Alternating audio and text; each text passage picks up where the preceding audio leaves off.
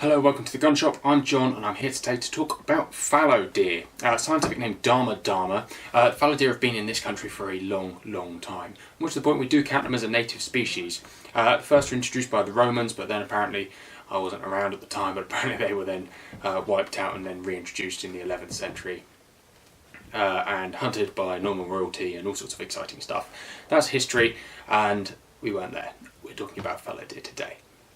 So, fallow bucks and fallow does, that's what they're called in the male and the female, are one of the larger deer species, one of the herding deer species, and have a fairly decent spread over England and Wales and pockets around Scotland, certainly.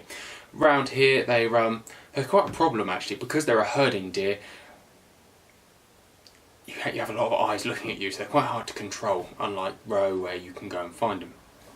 Identifying fallow deer can be a little bit tricky, perhaps. Someone who knows what they look like, it's not that difficult at all. However, the first thing we should say about fallow deer is there is multiple colour variations.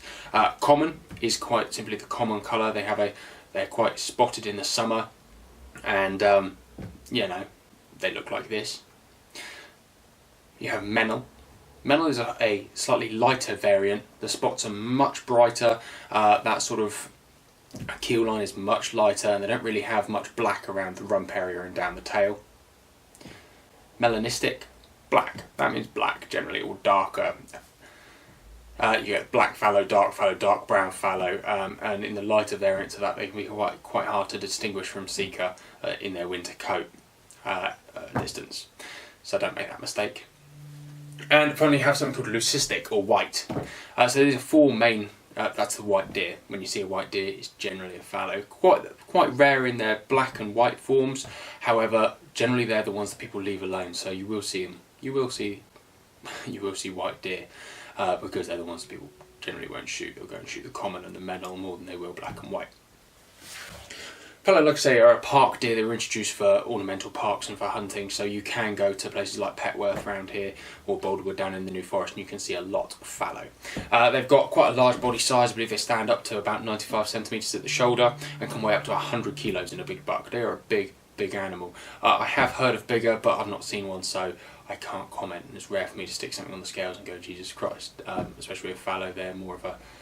I don't shoot a lot of them, to be fair, so... That's that.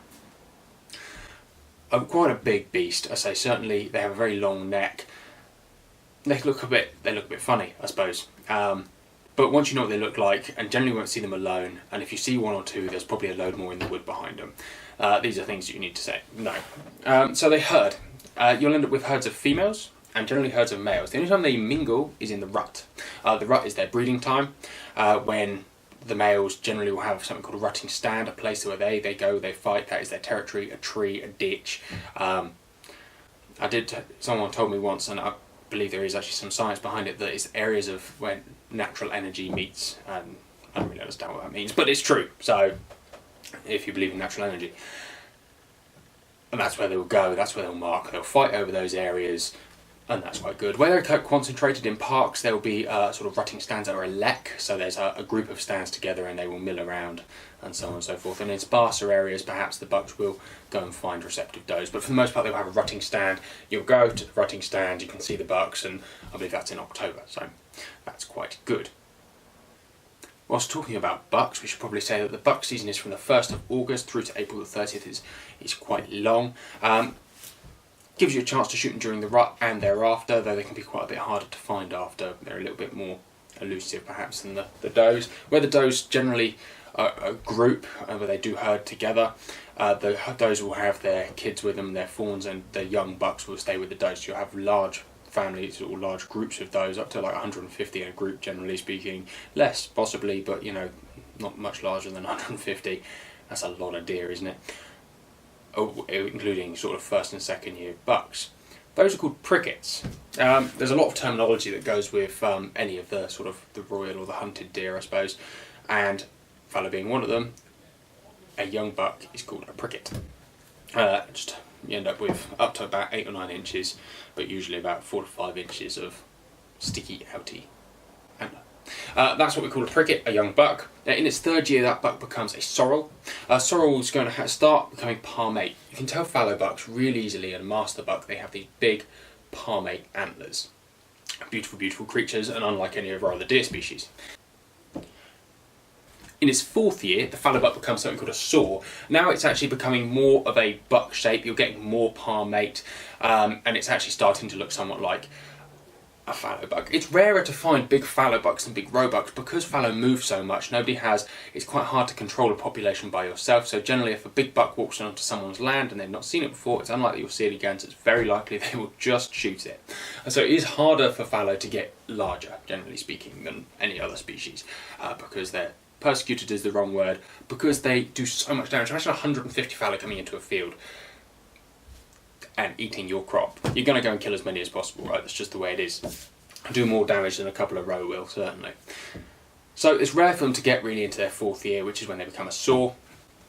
In possibly his 5th year, he then becomes what is called a bear buck, and the year after he will become a master buck or a fat buck.